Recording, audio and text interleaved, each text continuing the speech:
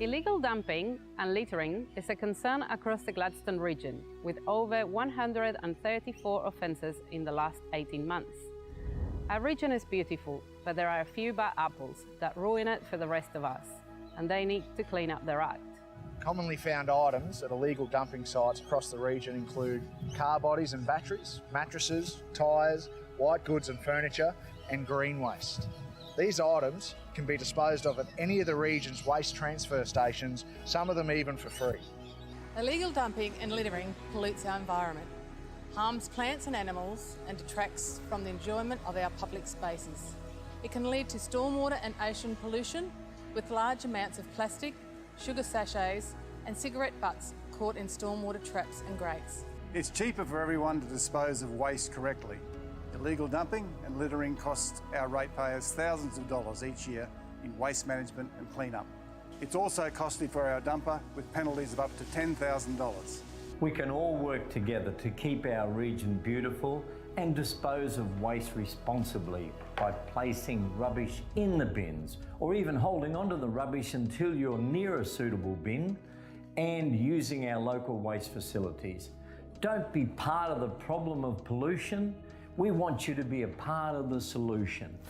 From towns to the bush, illegal dumping and littering is everybody's responsibility. Protect our public spaces and natural environment by doing the right thing for today and tomorrow. If you see illegal dumping, Dob in a dumper. See it, report it, stop it.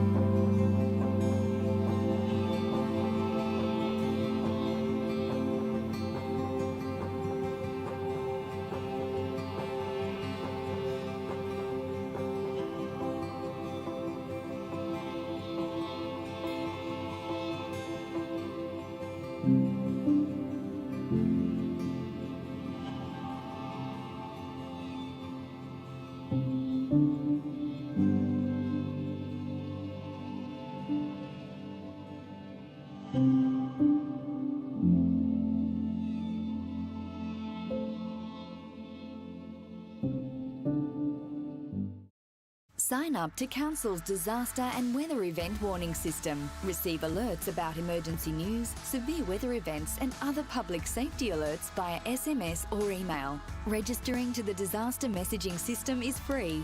To register, visit Gladstone Regional Council's Region Watch website and click on the Register for Warnings button. Get ready, Gladstone. Take the steps to protect what's most important to you. Let's be better prepared and protected for emergencies and disasters.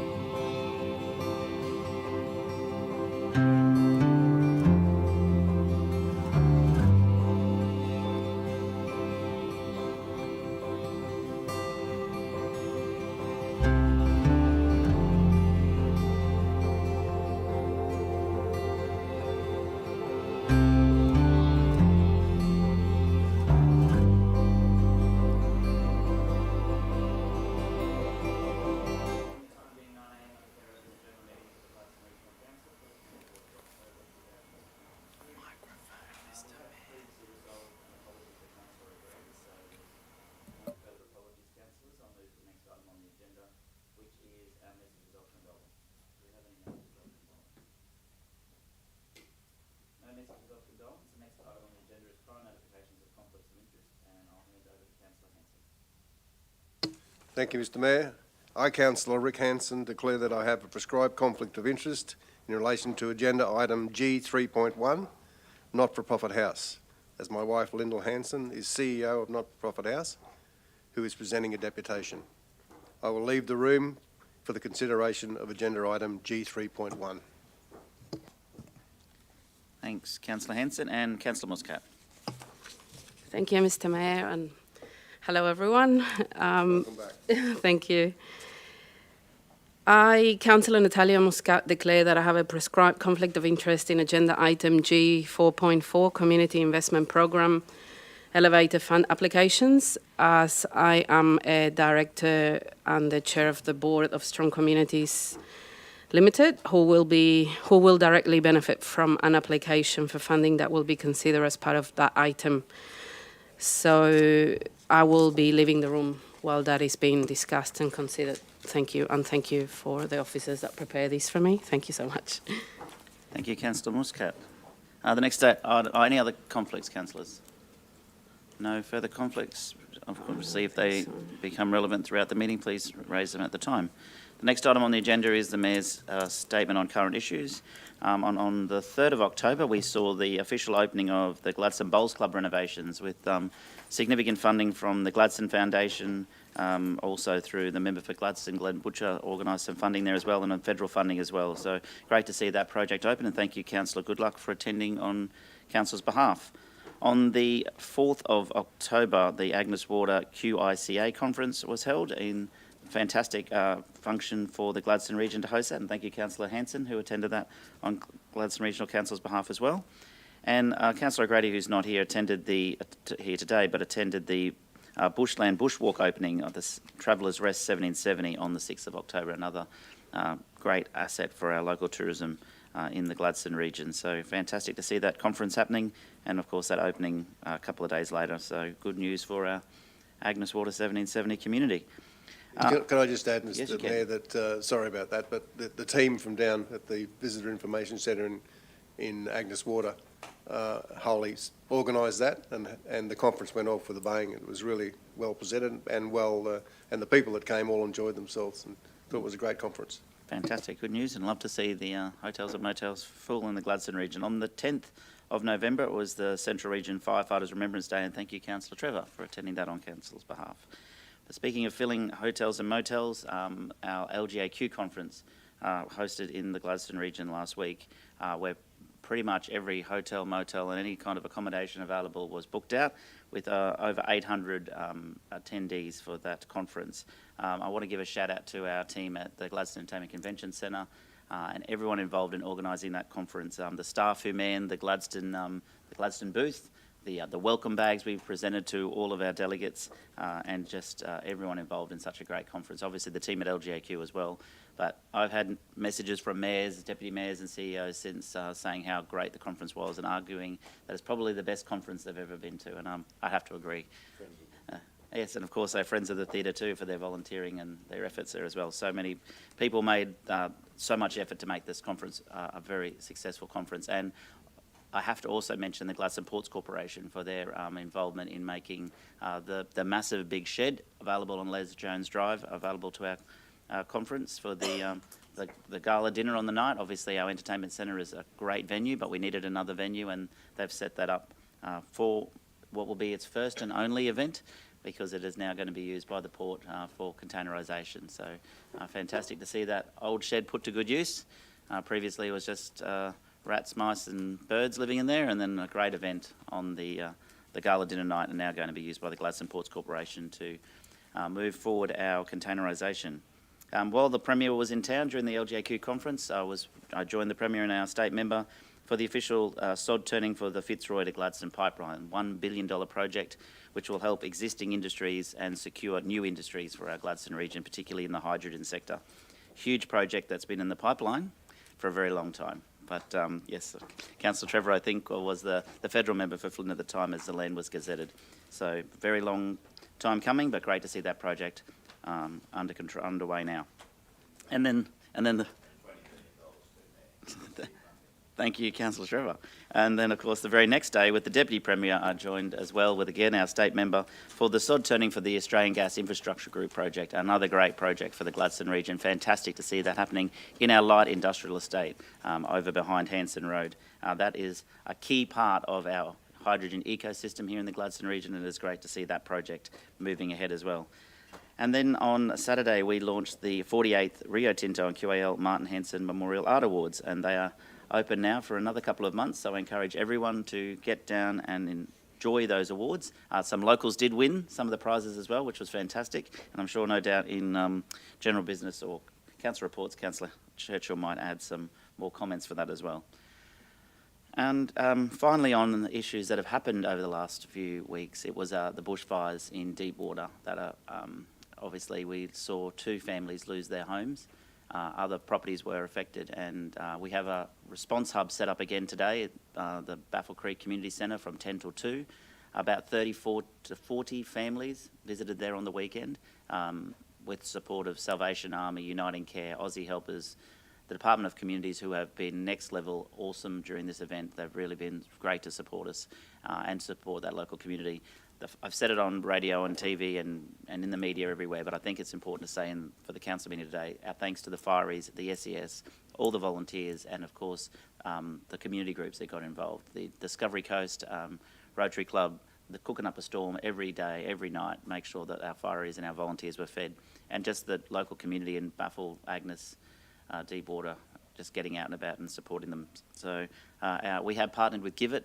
I do encourage anyone to log on to giveit.org.au, search the Deepwater bushfires and support where you can. If it's an industry listening, a business listening, or even just an individual, whatever you can give to support the families who lost their properties would be much appreciated.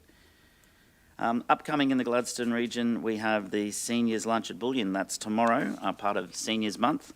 This Saturday is the Turkey Beach 50th birthday bash kicking off at 2 p.m. There's music and markets and, of course, a cake cutting to celebrate their 50th birthday. I'm sure that will be a huge event.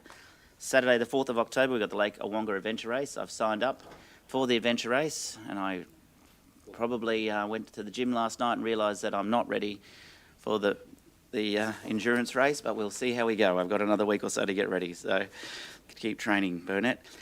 Sunday, the 5th of October, is, of course, the 50th celebration for Coolangatta Kindergarten as well. So we just saw Meteors Hockey Club celebrate 50 years on the weekend, and coming up on the Sunday, the 5th of October, Coolangatta. 5th of November. I've said October. I did too, thank you. 5th of November, otherwise you'll be going backwards. 5th of November, it's the 50 years of the Coolangatta Kindergarten. And I've said Saturday the 4th of October for the adventure race. That'll be the 4th of November. Getting the months mixed up. It's almost the end of the year, almost time for the Mayor's Carols. And other events, of course, the Australia Day Awards nomination closed on the 17th of November 2023, and Youth Council applications closed on the 4th of December. Our Gladstone Regional Council website has more details on those. Councillors, that's the Mayor's statement on current issues. I'll move to the next item, which is the confirmation of the minutes of the 3rd of October 2023, G2.1. Can I have a mover, please? Councillor Hanson, seconded. Councillor Churchill. No business arising. Puts a motion that it's carried. Thank you, carried. Okay, thank you, councillors. We now have a deputation from Not-for-Profit House, and I'd like to invite Lyndall Hanson and Lois Lodding to the table, please. Lois Lane. I said Lodding. Sorry.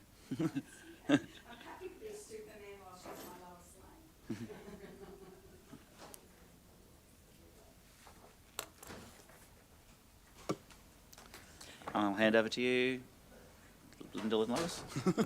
Thank you. Good morning. I'm Lois. I'm taking over from CEO from Lyndall in the coming months, which is super exciting.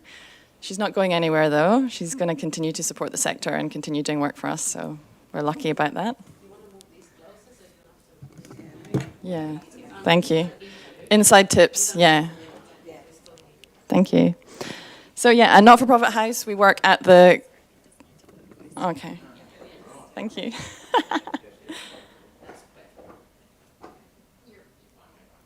All right, so yeah, at Not-for-Profit House, we work with both the coalface, with the not-for-profits and the volunteers, and we work with yourselves and other funders and other corporates.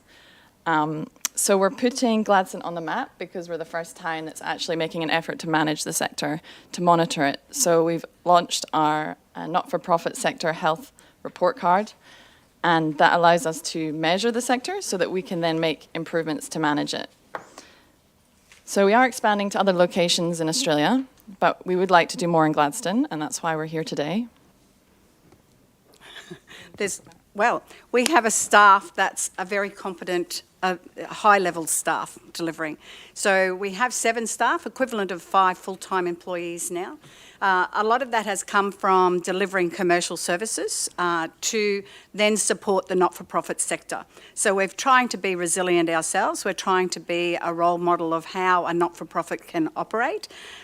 Because we have this level of staff now, we are able to deliver with results. And this is important now that you understand that we can go in where we don't have university graduates, I'm happy to be teaching university graduates, but we actually have staff that understand community development and organisational development, and they understand it well. So we can have a really big impact in terms of when we go in to assist these organisations. I don't need the mic. I think you're all good. Oh, of course, sorry. So just really quickly, we've shown you the house before our last deputation, so this represents what we do. And again, we've got our 2 main stakeholder groups, corporates and funders, and not-for-profit organisations and volunteers. So just super quickly to remind you what we do for not-for-profits and volunteers. We have our physical location, so we have a place they can come to. They can also rent space from us. They can also get assets from us. The industry have distributed to us. We help them in that moment, whatever they need, whether it's mentoring, coaching, incidental counselling. We offer training programs, we link them in with funding and help them access volunteers. But our piece de la resistance is our assessment process that we've just launched as part of the report card. So the assessment process is where we apply a best practice systematic audit of their organisation. So they get a comprehensive review of where they're at. And then in response to that audit, it's not a 10-page daunting audit report. It's a concise, tailored action plan. So just really clear, tangible next steps to give them peace of mind and direction on how they can improve their organisation and go from usually struggling with some dramas to pragmatic success and thriving. So we've done nearly 50 assessments so far, which is great. And we're going to be launching the report card in December. So some of those things that in the assessments, believe it or not, we've seen it all. We've seen the very, very good operating. And I know that we all live in this wonderful world where we want to say, all of these not-for-profits are fantastic in what they do. It is. However, they are struggling. And however, in these assessments, they have come up areas that are wanting. Now, we've had all sorts of things being identified through these assessments. So things that we know that are high risk, and they're high risk to you as an organisation as well, because we know that a lot of them have your leased under you, your arrangements. We know that a lot of them receive funding under your arrangements, and some of these people are not, these organisations are not compliant. They're not sustainable, they're evidence, and these benchmarks that we created, we're working with Standards Australia to have these benchmarks accepted, because there is no benchmarks for not-for-profit sector. So what that means is that a not-for-profit sector doesn't really know if it's not doing well. So we have developed these benchmarks to try to help them understand what they've got to do to improve and where they've got to improve. Some of the areas that have been really useful, and I'm going to quote a lovely lady that we all know, is when Norma was here with the Eisteddfod, she brought the young ones with her to do an assessment. And what that did is that it was incredible balance between the old and the young, and to see that intergenerational opportunities work. So we know these assessment processes actually give results. And some of the areas now we're having some contact with local governments are looking at areas where they do have lease arrangements with organisations. I just had one last week. I don't make these stories up, people. This is what's actually happening in our community. And I had a president say to me, why is there a lease on your assessment process? Why do we need to worry about that? We've got a 20-year lease. I said, you're a new committee, you have a contract with council, and you don't know what's in it. They've never read it. So this is sort of statements that happen, and you worry then, where does that going to lead them to? So they need to be aware of these things. They need to understand. So some of the other councils have, we're working with one particular council that's looking at undertaking an assessment with all their leaseholders, so that we can roll up that and show you where some of those gaps might be. So in particular, we can do a whole assessment, roll up and give you a report and saying, this might be where, some of your leaseholders are really struggling. They don't understand that. We've had an organisation that has a lease with you, that has a sublease as well, and they're not insured. No insurance. So these are sorts of things that we're unveiling as we go. And so I don't want to be the bearer of bad news. However, we get the great ones as well, but they're the ones we need to hold up. They're the ones we need to demonstrate as best practice. These ones that aren't struggling, they're there for a great cause. They are doing some incredible work in the community. They just need help. And that's what we have to give them, because otherwise, and since I'm going to do just Lyndall opinion here, but since COVID, the not-for-profits are struggling.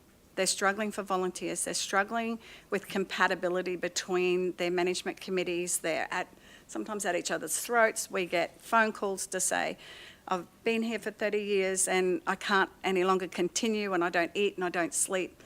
Those phone calls are regular. So there is some dramas out there, and we do really need to take it seriously and see what we as a community have a responsibility to this sector that provides so much to our society. I'm going to stop so let Lois in. Yeah. So, yeah, we are the peak body for not-for-profit organisations. So, like GAPDL is for tourism, and the Chamber and GAA is for business. We are supporting community organisations, and we are seeking funding from all levels of government to make us sustainable. So, Lyndall's covered our critical questions slide. Yeah, we do have some challenges, but we are taking an innovative approach to address those. So let's quickly go through some of those. So no longer do people, actually, do you want to talk to task-based volunteering? No, you're right. Okay. Yeah, so no longer do people want long-term commitments, president, secretary, treasurer. So what we do is we break it down into tasks so that it's tangible and it gives them a taste. So when we do the assessment, it comes out that a not-for-profit may need a marketing plan and a budget.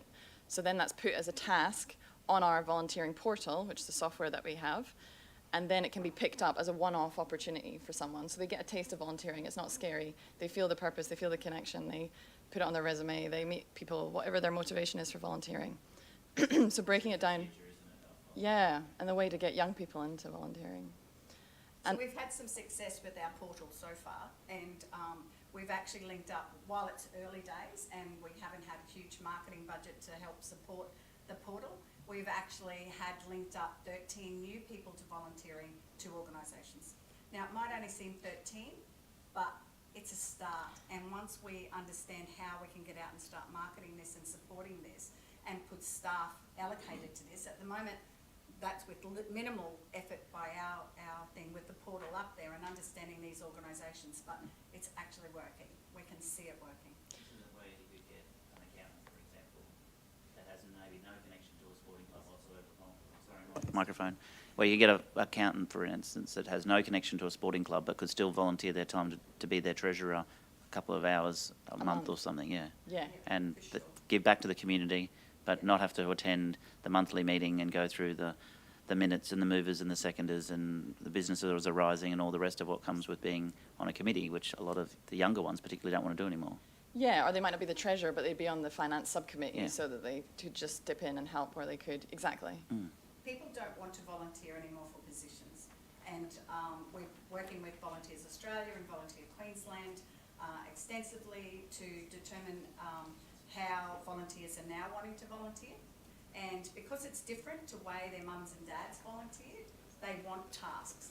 They just want to come in, do their task and then go. They no longer want to be part of that committee that's then tying them up. So Matt, the analogy you gave, or the example you gave, there still needs to be someone to facilitate how that process goes, because the accountant isn't going to reach out in fear that they might be sucked in. They're going to stand back a little bit until somebody can say, and Lois can go and say, hey, this guy's just need a task. Can you help out with that?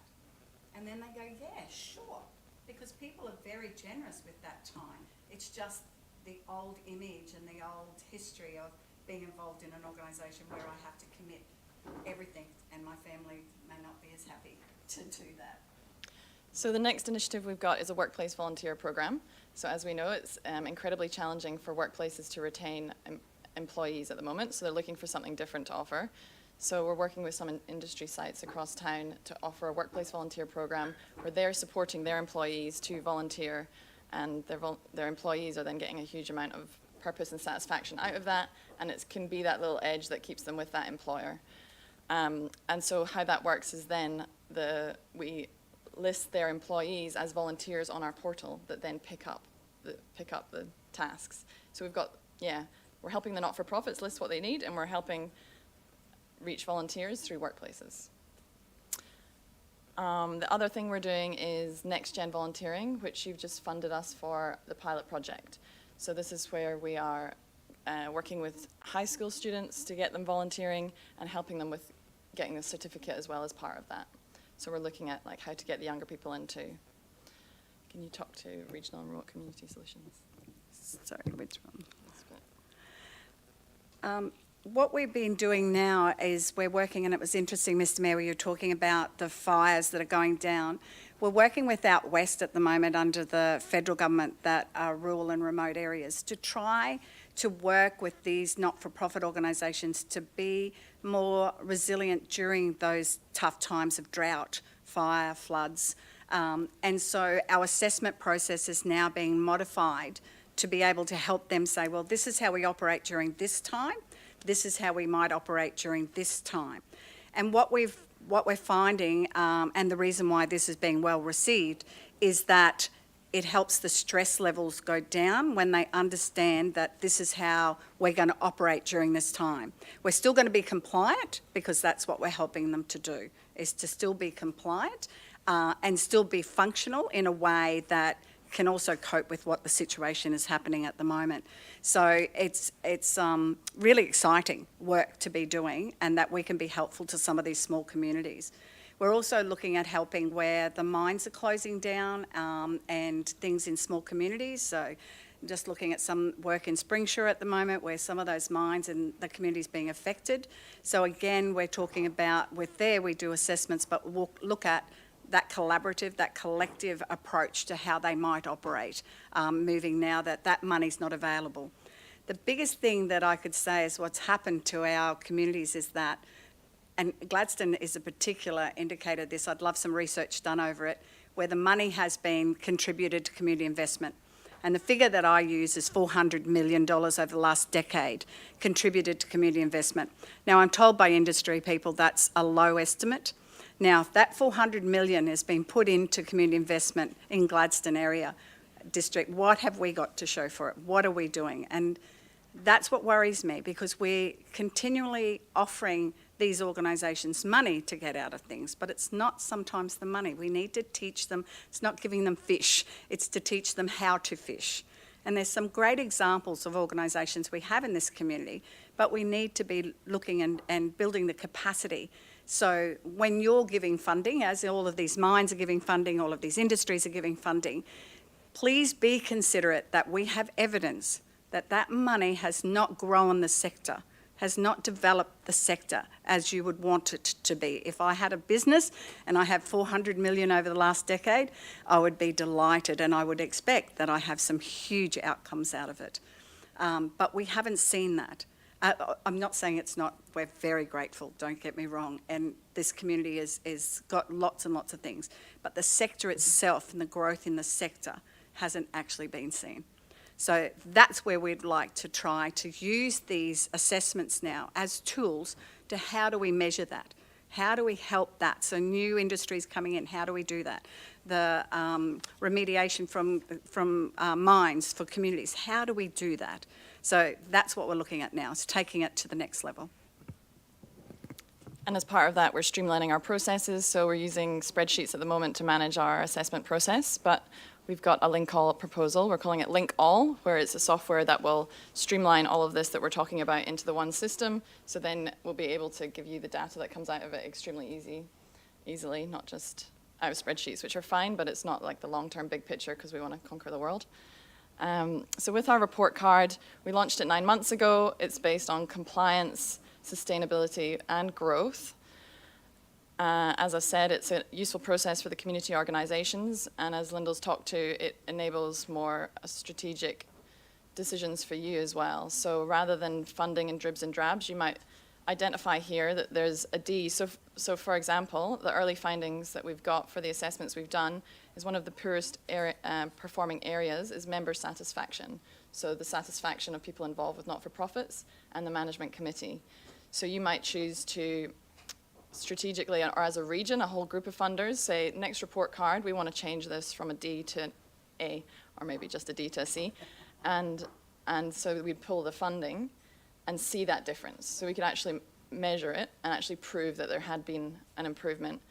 So the membership satisfaction is just a symptom of the cause. So what we're seeing is that the not-for-profits are reinventing the wheel every year. So they don't have infrastructure and foundations in place. So they don't have systems and processes. So if we can make a concerted effort now to help them implement policies, procedures, budgets, plans, maintenance plans, marketing plans, cloud-based storage, do a concerted effort to get that in place, then we will then see membership satisfaction increase. We're also seeing a big gap in volunteers. So yeah, a lot of the volunteers are older, as we know. Just talk to that one too. We have to also be aware for this sector that baby boomers are still around for 10 years. And the few baby boomers, only the few baby boomers sitting in this room, but guess what? We're probably 10 years and we're holding up that not-for-profit sector at the moment. We really are holding it up. So when that goes through, I'm not sure that we have the transition right for the new ones to come in. So I know that things have to change and society has to change, but if we lost that altogether, we lost those people that are out there working for suicide. We lost that work in, providing sport for our kids. This is going to be tough for us if we do that. So we can look now for in 10 years' time, let's make that transition where we're bringing these and we're fixing these things up. Believe it or not, us baby boomers aren't quite savvy with some of the tech that we need to be. And moving forward, that's where we need an opportunity to bring these younger people in to do these things for us. We've got baby boomers still doing, and nothing wrong with baby boomers, by the way, I love them, but we just don't have some of the skill sets that are needed, that are second language to these younger people coming in. And social media is one of it. We see, you know, really some organisations misusing social media in a big way. So it's just, how do we teach them? How do we get them to be sustainable in that 10 years' time, bringing the different age brackets and that transition into, the new ones coming, the new people coming in, the young ones coming in. Sorry, Lois. So when we talk to federal and state level government, it's challenging because not-for-profit covers so many different portfolios. So it's hard to get a concerted, holistic focus.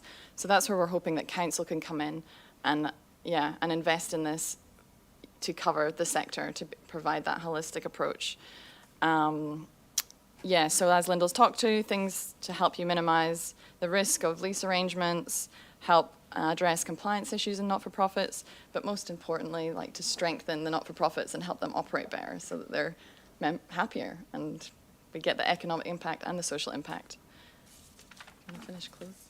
So on that last one, councils, and one of the councils actually I met at the LGAQ, so that's perfect. Thank you very much for that opportunity. That they were talking about, if we fund organisations, but we know that it provides a mower or a shed, but we don't know that we build capacity within that organisation. So we're now working with them to look at that if you held back just a little bit of that money and did an assessment on your successful recipients, are we actually building the capacity prior to getting that funding injection? Are we trying to capitalise on that money being utilised well by having the processes and systems in place? So I would absolutely encourage you to think about when you're putting money out, and I know that organisations have to respond to your criteria, understand that, but that's beyond the criteria. We're looking at how they're operating, how they're managing things, what they're doing with their volunteers. So it's very much a bigger picture for an organisation that we can see. So, if they were able to, out of the near 50 we've done, I've not had, and I've not heard, because I don't do them all, but I've not heard of one organisation not being somewhat inspired in some way to improve their organisation.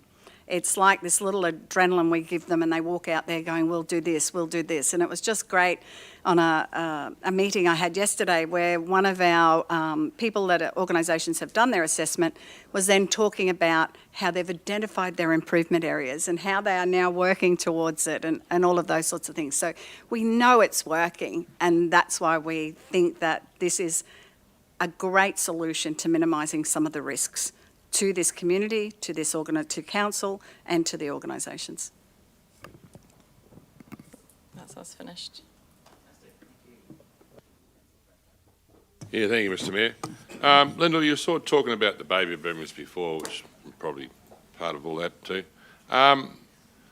But you were saying that we're actually holding things up. Are we holding things up and as in propping them up, not holding them up, propping it up. Yeah, well, that's what I was trying to work out, whether we're the ones, the baby boomers are the ones that are actually doing the work. We're propping it up. We're holding that sector up. Yeah. Yeah. So no, it's just a sort of. Yeah. Oh. A lot of the times. Yeah. That's okay. A lot of the times, there's. It's really difficult to generalise, really. Like, I mean, some people, they might be baby boomers, but they might be really great at helping others. Others are actually there gatekeeping and not allowing the organisation to move into anything new. So, but we can't just say that because someone is a baby boomer or comes from a specific generation. It's just I think the committees that I've been on, it's been difficult to get new blood to come in, the younger blood, and it's that what you were talking about. We actually can assess this under the assessments, so it's not a generalisation.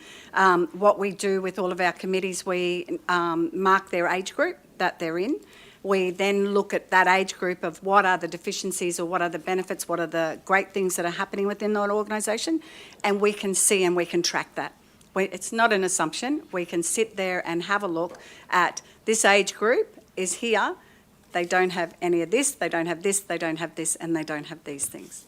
Yeah, and we assess change management is like a huge one, Natalia. Yeah, like you said, that's where we drill down to say, like, how are you making sure that new people are accepted into your organisation and are heard from day one? Thank you. Councillor Goodluck, then Councillor Churchill. Thanks, Lyndall and Lois. I'm curious that you mentioned you had a council that I think had taken up the opportunity Discussing, yes. Discussing, working, sorry. negotiating, yes. Fine-tuning. around their doing an assessment on organisations that have leases. Yep. From your perspective, would that be a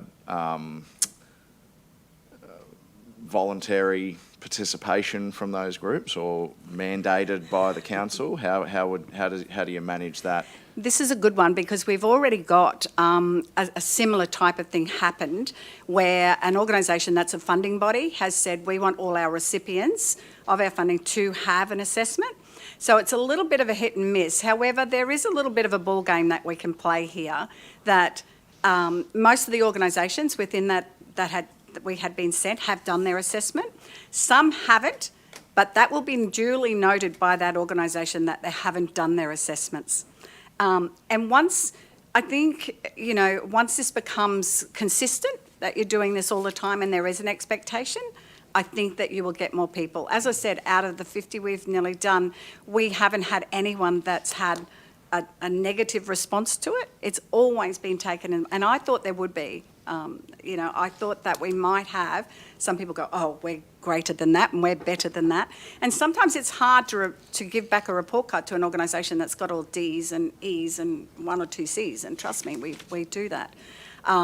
But so it's been well received, and I think when that body comes out and say, hey, we want you to do this because we want to help you be a stronger organisation, a more sustainable organisation, a growth organisation, I think it's received very well. And so we've had results of it being taken up. Yeah. Thank you. And then I know you mentioned the 400 million investment. It's not a good return on investment. And I'd probably, certainly from a capacity building, I understand what you're saying, but from how do you measure social impact? How do you measure if you've got $400 million worth of sporting sheds and facilities out there over 10 years, that's probably $800 million if you had to replace it today. So there'd be a case, I think, and perhaps we can discuss that maybe offline. We don't need to go over it now unless you want to, but I'd be interested to talk to you about that. The only other thing... Can I just quickly respond to it, though? Yeah. Because that's great that you've got those there. Now, I have an organisation that's sitting there, it's got a beautiful clubhouse, whatever. They're not managing it. Well, it's not beautiful, it's deteriorating rapidly. They're not managing it. They don't have the funds. There's no sinking fund. There's no understanding about how the facility will be managed in 5 to 10 years' time. So that's good and well that we've got those beautiful things there. You still need to sustain them. You still need to manage them and maintain them. And so without an organisation that's got some structure in place and some processes in place, that's not happening. Yeah, no, I appreciate that. There may be others that are doing that well, but... There's always this scale to this scale. Yeah. And the only other thing, I know you mentioned, the baby boomers are the highest volunteering, and that's true. I volunteer in many committees, and that would be the case even from my own lived experience. But would that not have always been the case? Because, generally younger people are busy with families, mortgages, they're working shift, particularly in our region. There's industries, long shifts. There's less time for a 30 or 40 or 50-year-old to be in that volunteering space. But as you sort of work commitments and other commitments, family commitments reduce over life, you can enter that volunteering space. Is that, from your experience, is that not always how volunteering has been strengthened through the community? And is it not always going to be probably how it will move forward? Or do you think there's a different... Well, only time will tell, and try to say who's right and who's wrong. What it says is that, yes, there has been predominantly baby boomers doing it. Since COVID, Volunteers Australia have said that 1.6 million volunteers we've reduced why Australia has reduced 1.6 million volunteers. Now, that might be baby boomers, but that might be younger people as well. I don't know the demographic of that reduction, but it's happening and it's impacting. So while it might have been the case, and while it might be similar demographic of what we've been volunteering 20, 30 years ago, we're not seeing the take-up of younger people coming in. That's what we're not seeing. Now, younger people are volunteering, but they're volunteering in different ways. They're volunteering for injustice, circumstances and things like that. And I think I was talking to Councillor Trevor here about how young people now want to do their own thing about that, not join an organisation. And so it's evident that this thing's happening. Do you know how many startups I get to see every week? There's more and more and more. I don't want to play in the sandpit with you. I want to start my own organisation. So we're getting hit with a lot of startups in different ways because they want to do their own thing. So it worries me a little bit that we're not thinking about what this might look like as we move forward. Yeah, you've got a great case, but I can argue the other side too. Yeah, Are we getting, as we're losing them and they're unfortunately passing away, are we getting that same level coming in at the other end? And that's what we're concerned about, the 1.6 million reduction. Yeah, no, thank you. No, I'm generally curious because if we can fix the problem, I'm sure the world will be appreciative. So, not trying to argue with you. I would never try to do that. Just have your homework done before you do. I'm working in this 24/7 at the moment, so it's like. I know, and you're doing a great job. And I generally, it comes out of curiosity. But do you guys do work around duplication, and do you have conversations with these organisations? You know, if you are seeing all these startups and a lot of duplication in services, and is that how does that managed? One of my biggest things is, do you really need another organisation? Surely there's somebody you could live with, somebody that you could partner with. Do you really? So I do that whole speech straight up.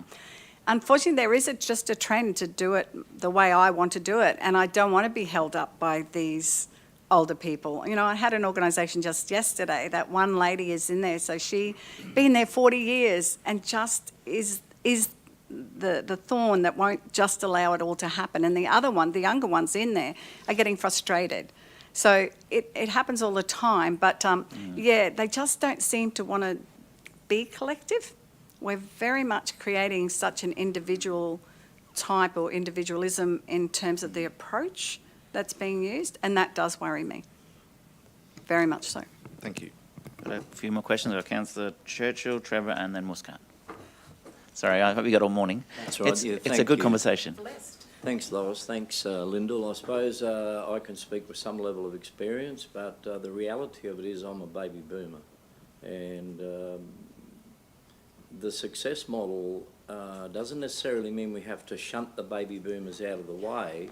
What we've actually got to do is we've got to get the baby boomers to understand that they can blend in with this youthful, crazy enthusiasm that the young ones have. And so therefore it's a bit of a mindset for the baby boomers to also change their approach to what it is. But I wanted to make a comment, I suppose, having managed a not-for-profit for near on 20 years and been involved in the not-for-profit and charity and still president of a not-for-profit and being the long-time chairman of a not-for-profit charity, the fact is that it's an ever-changing environment. So what we were doing in the 70s and the 80s changed in the 90s and the 2000s, and now we arrive in 2023, it's a changing environment again. So there's a couple of questions that jump out at me. Probably first and foremost was the Australian Charities and Not-for-Profit Commission did a green paper report. They did a complete review of the entire charities and not-for-profit world, and I'm sure you would have seen the report and or read the report, but is the ACNC, the National Commission, giving you any information that comes down to the grassroots level? Because when we're trying to, and thank you immensely for what you are doing with the challenges that you have in front of you, but the reality of it is that we can learn from the success and failures of other areas as well. So is the ACNC doing anything with you or vice versa? Yeah, I've talked to ACNC, but in Gladstone here, we have estimated, and through your directory and things like that, you have about, we think over 500 not-for-profits organisations. Very few of those are charities, are charity registered, so they don't come under the ACNC. And ACNC only look after charities. They don't look after the not-for-profit world, they look after charities. And usually the charities are, you know, the animal welfare or the welfare organisations, or organisations that have a number of staff and a number of people that can help them. So I would say the charities out of everyone is probably doing the best that we've seen. However, that's the minority. Okay. That's absolutely the minority. Okay, and ACNC are there. The compliance is what's the issue. Is there's no one that is, you know, like Fair Trading will say, we are not the regulatory body. We just set guidelines. So who is the regulatory body? And there's no one. There is no such thing as a regulatory body over a not-for-profit organisation. As soon as you go to a non-compliance, then it's down a legal route. And that's the only avenue. Yes, Councillor Trevor's nodding. That's the only route that has, because you can say to somebody under Fair Trading that they're not operating. The amount of organisations I have that do not approve their expenditure at a committee is mind-blowing. And so, and again, I'm getting some nods because, so, you know, we're talking about, and I don't want to take it away, we have got some wonderful organisations operating here, some really high-level ones. We should be holding them up. We should be showing them that that's how it works. Well, I think that's an important part that you do raise, because from my perspective, there's a whole mentoring program that is so relevant. Yes. And I don't believe it's utilised as much as it possibly could. And again, a lot of the volunteers are time poor. But you talk about the success ones, and there are some great successful ones doing great things. It would be good if they had the opportunity or were rewarded or accoladed for providing some mentoring through your program, or mentoring to those other ones that need to go. Absolutely. Just coming back to the ACNC report, and I suppose not wanting to put you on the spot here, but when we talk about compliance, and you mentioned a word in your presentation there which sends a shudder to me from my previous background, when you start to talk about fraud and you start to talk about poor governance, or lack of even making good governance decisions, or even making any decisions whatsoever, that is huge. That's fraught. So yes, does the Office of Fair Trading, has there been any communication backwards and forwards to Not-for-Profit House in relation to the role and responsibility of the Office of Fair Trading, because they themselves should be out in the grassroots as well? No, they're not the regulatory body. We get this back from many discussions with them, Councillor Churchill, that they are not the regulatory body. So they do not police it. They do not have the resources or any indication to do that. And that's my frustration. So who does? Yes, so and under ACNC, they do. There's another level of compliance, and that's under ASIC. If you're a company limited by guarantee, that's under federal government. Yep. So who's the police officer in amongst all this, if we're talking serious circumstances by some of our not-for-profits? It's the police. It's a legal route. Yeah, that's the only level you've got back, is to take a legal action against somebody that has done something inappropriate. So the other one I wanted to just mention was the model of volunteering is changing quite dramatically, and I see this that there is a clear separation now by those that have been corporatised. They've grown up and become corporatised, and that model has changed. But we still need to recognise that the mum and dad and the kids are not for profit in our communities, in our small communities, are effectively the lifeblood of those communities. So whatever we can do to help them has to be done. My final point appropriately is that, and I see this firsthand, is that if the model of volunteering is changing, then maybe the name volunteer is changing. And I'll put that on the record today. You know, volunteer, what a volunteer was in times gone by was clearly recognised. But the nature of volunteering, you mentioned, and they want to be specific. It's environment, or it might be for ecological, or it might be for the arts, it might be whatever the case might be. So is there any thought coming back in relation to the term volunteer, the role of volunteer, the name of volunteer from the groups that you're talking to? Not so much. Volunteer Australia had a conference earlier this year, and it certainly was discussed about how that's happening, and a lot of organisations now are wanting to give in kind rather than money. Mm-hmm. So the in kind is the volunteering or the service. It's not necessarily volunteering in the nature we might remember it to be. So that is definitely changing the landscape of how that looks.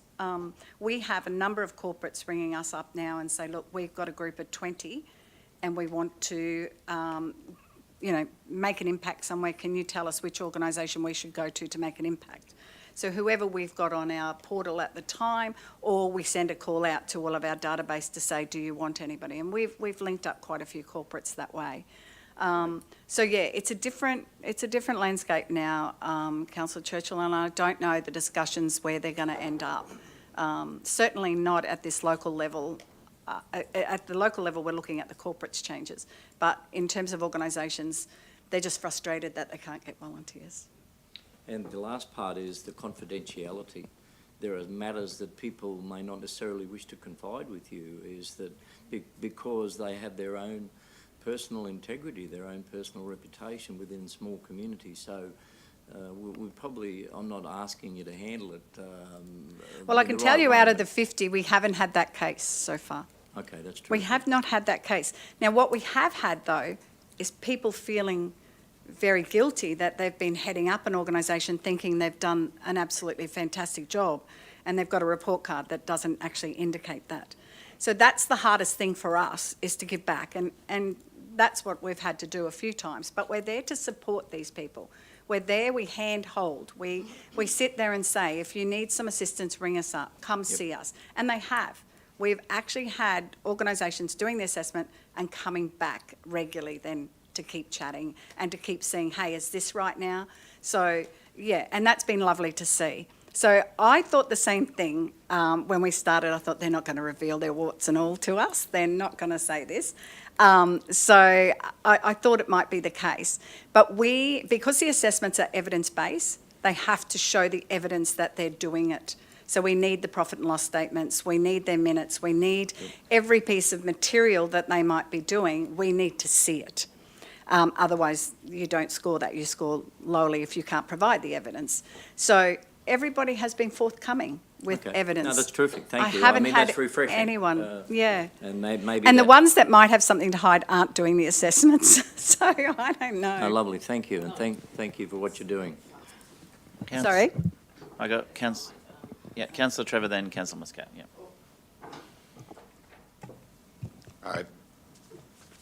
You're doing a great job, and I think it's something that's been needed in this region, not only in this region, but perhaps the state and Australia as a whole, generally for some time. It was great to spend what was to be 45 minutes with you, Lyndall, but I think you pushed me out the door about 9 o'clock at night, some 4 hours later. And it's not because I talk too much, it was just that I was fascinated about the transition between volunteering as I saw it as a young man when I first started at age 15, door knocking for the Salvation Army, and the rest is history as I sit here today, and volunteered in various capacities ever since. And what happens these days with young people who are 15 to 17 back in those days when I was first starting out in volunteering. And the transition, I think as I've reflected on our lengthy discussion, I think it's a good one because society is simply moving and leaving some of us behind. When we talk about social media, I know exactly what you're talking about. When we talk about other, I said to my office manager the other day, I said, how am I going to pay my registration on my car when they stop making cheques and cash is no longer available? And she said, oh, well, you can just ring me up and I'll do it for you. But all these things are sort of, the transition that's happening with volunteering is amazing in the sense that I can see that sporting groups will always have their volunteers because there's always mum and dads watching the kids. And I can see other volunteering happening in different forms with the next generation coming up and perhaps the generation after that. But I think it'll be more individualistic. As I was saying, I know people who won't join a club, but when they take a fishing line to go and fish on the banks of the Calliope River, these days they'll take a bucket. And before they leave and after they've fished, they'll walk 200 metres and fill that bucket with plastic. Now, for them, that's volunteering. It's an individual contribution to the world. But it's not joining a club, it's about just doing something for the environment. And picking up plastic, taking home, putting it in the rubbish bin. And I didn't sort of visualise that or see it as a concept as volunteering. I just thought of doing the right thing. But when I reflected on it, I understood that they're doing their own little individual volunteering. They may not want to join a sporting club or organisation because they haven't got children yet or they're not sporting people. But the world, when it comes to volunteering, has completely changed and it's become more individualistic and rather than, centred around a community group or something. Sure. That's the first issue that I reflected on. The second issue I reflected on is that in our community, we do have major corporates that give leave of absence to their employees to volunteer, which is a fantastic initiative by our major corporates in the Gladstone region, and one would hope where there are other major corporates throughout Queensland and Australia, the same thing is happening. It's difficult for small business, of course, because small business profit line is a lot less than the major corporates. Although in saying that, we have some small businesses that have indicated to us that they would be involved in helping with record management or something like that, providing skills back to an organisation just to help educate them or talk to them about these things. So we have had some small businesses doing that. Yeah, that's fantastic. Yeah. The third issue I wanted to explore with you was there are lots of people knocking on our door at the moment in relation to what is best described as renewable energy projects. And lots of people in the renewable energy business, as we know it, are still grappling with the definition of social licence. And you've touched upon the contributions in the past of the corporates who've come, built, employ our locals, deliver money to our community, and therein our social licence, their social licence evolves and continues.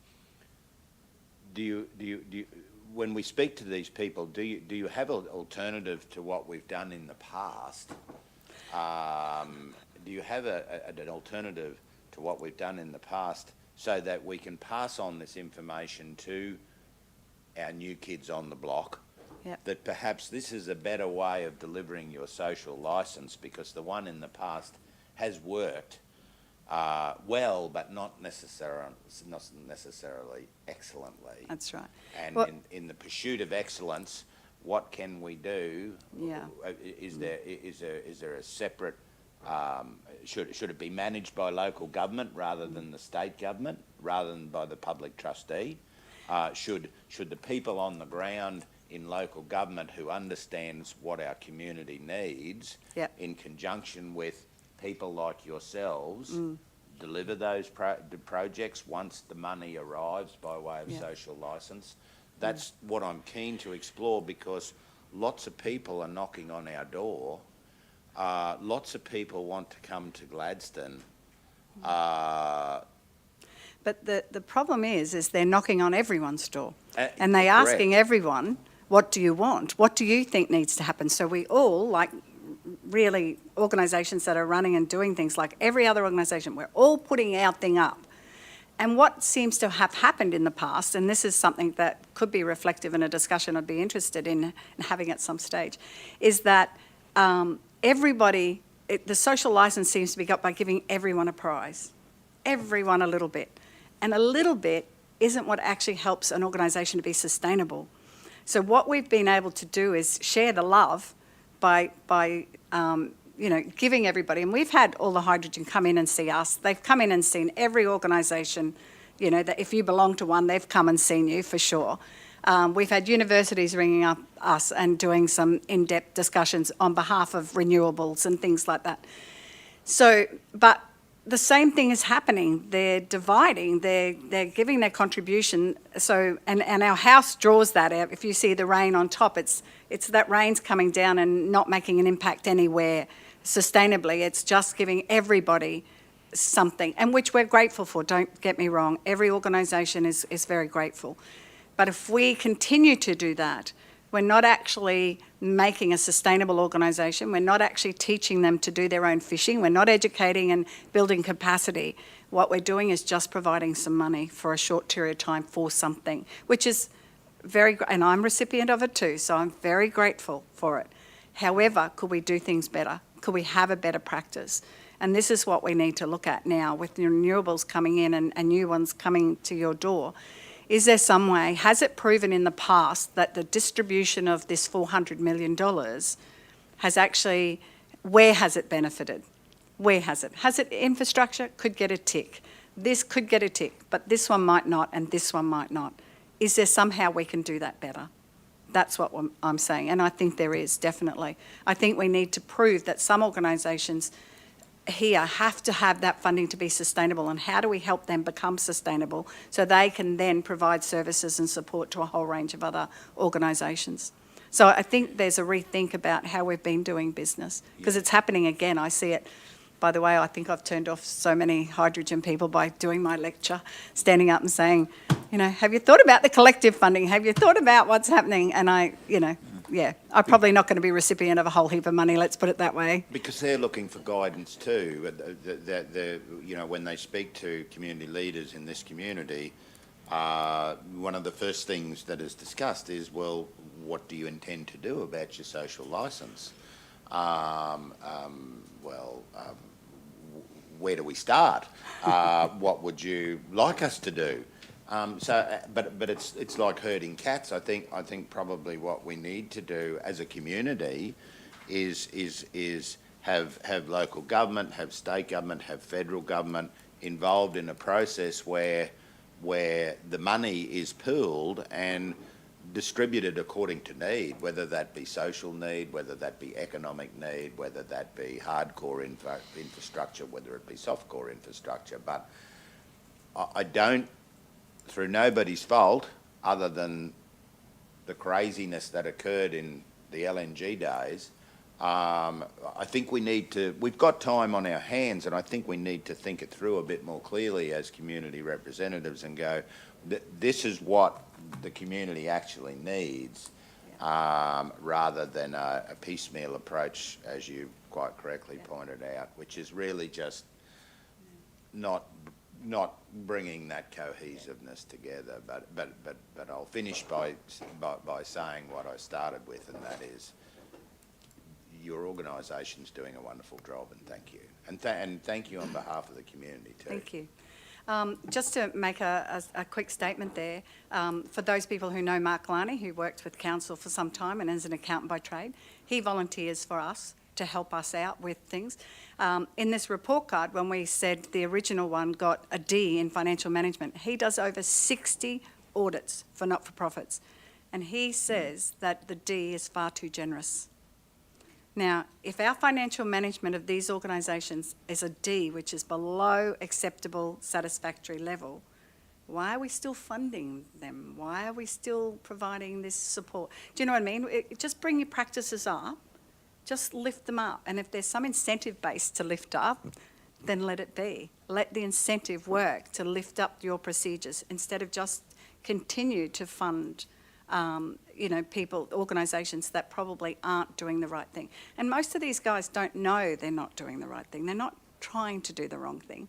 They just don't know what they should be doing. So that's the case. So this is where we're just helping them. Thank you. Councillor Muscat. Thank you. I got a whole lot of things here that I've written down, and there's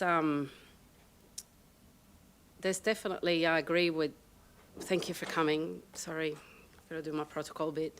Thank you for coming, for keeping up to date with what you're doing. And there's definitely, I agree with your statement, both of your statements in relation to the system.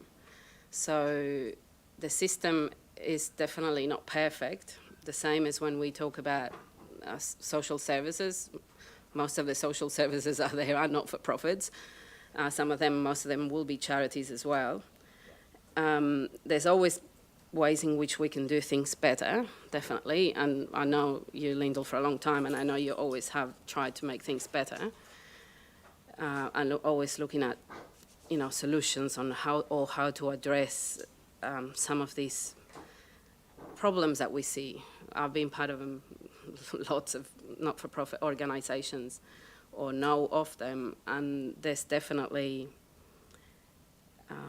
they always need help, because the people that work in those places as volunteers, they're just there because they just want to help out. They don't necessarily have financial experience or tech experience, or even like literacy and numeracy skills. So now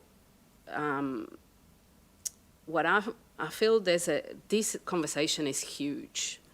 It's not, and I feel uncomfortable by bringing it all down to some sort of assessment, and that's kind of what makes me a bit uneasy sometimes, because what it is that the people are doing, they're not doing the right thing. They don't know they're not doing the right thing. But what about the impact, and what about what they do, and what about their contribution? So the system, it is definitely not regulated the way it should be. And I have come across a number of those things, and that is actually the reason why then there will be more duplication. There will be people that just can't deal with this other group here. Nothing is actually being, monitored or regulated, so they just want to leave and do something else. Or they might do it for another reason, which is, again, another huge situation, which is human relations. Human relations are, we talked about individualistic nature of the nature of our world, especially in our side of the world. So I don't know, that isn't going to change. I feel like we're asking all the time the wrong questions. We have new technology now coming up.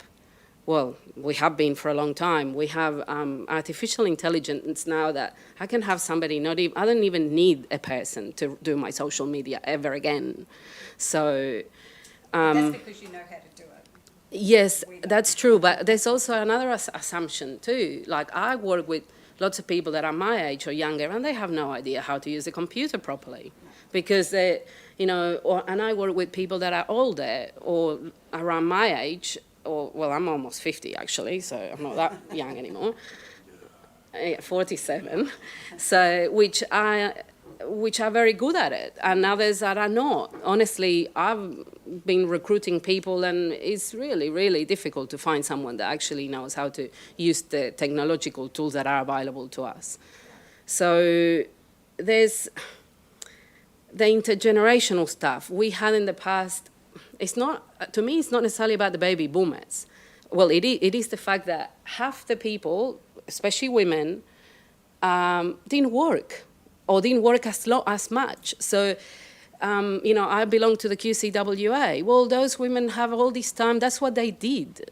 So volunteering was part of their lives. It wasn't just a choice or when they had some time off or when they retired. It was part of what they did.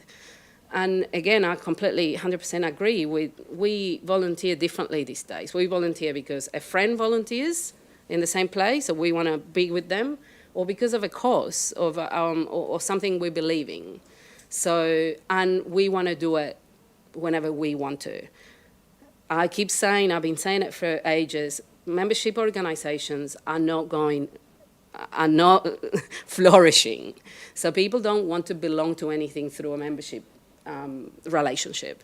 And we keep making people think we have to get more members, we have to do this, we make that a reflection of success or failure, which it isn't. So, and again, that takes me back to the value. What is the value? How do we measure value? Again, is it value? Governments, companies, yes, they do scatter money here and there, but that also goes because it's in their interest.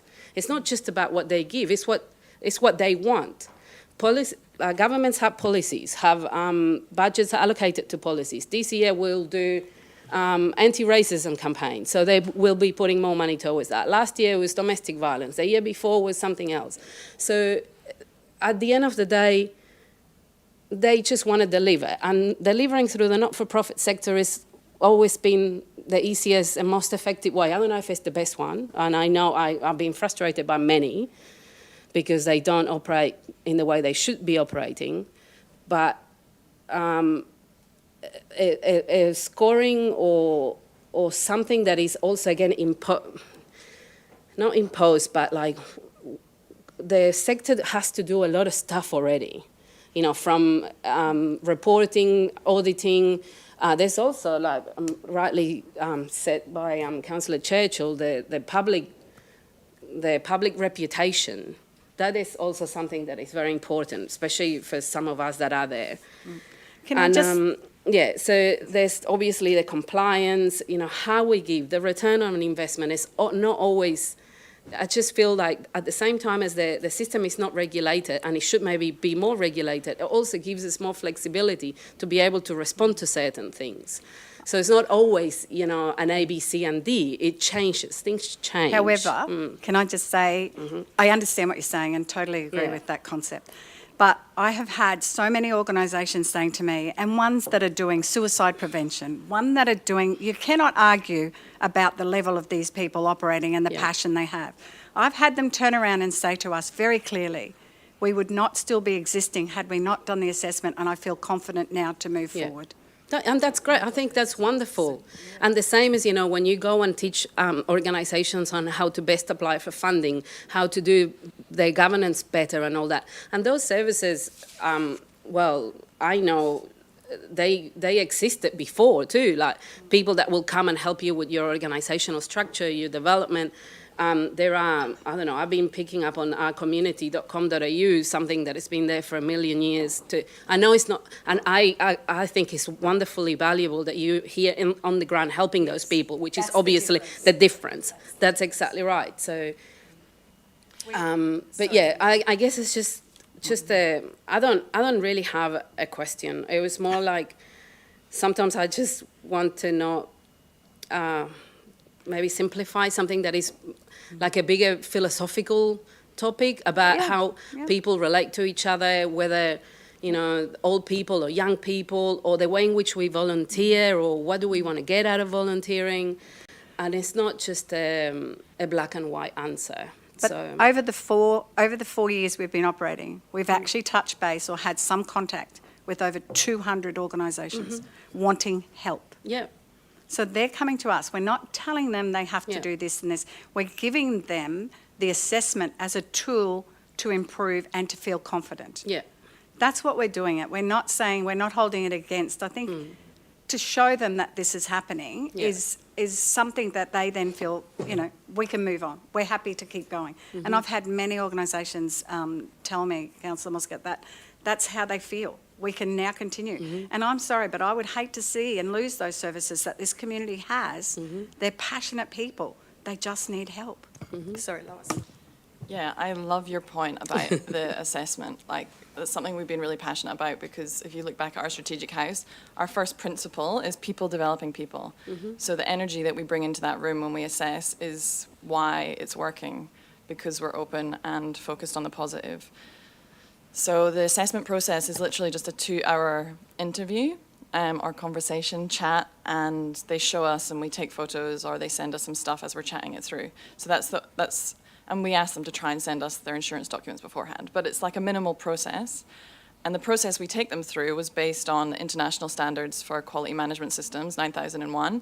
And then we put the lens of like what is actually achievable for volunteer-based not-for-profits to make it into the framework that it is, and it's added the nuance of like what those organizations have to deal with.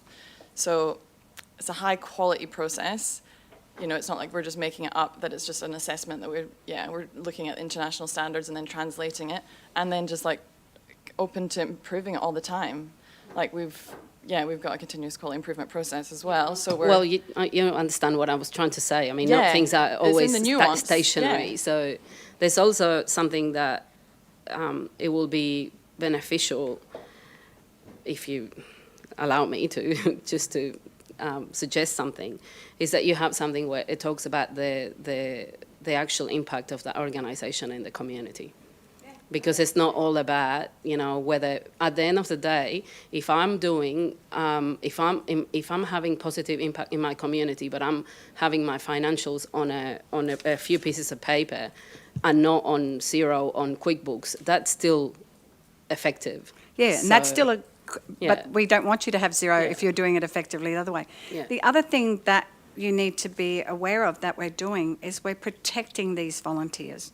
Because you're saying that on one hand it's great, they're going out and delivering this service, but they're vulnerable, and Councillor Trevor, you can correct me if I'm wrong here.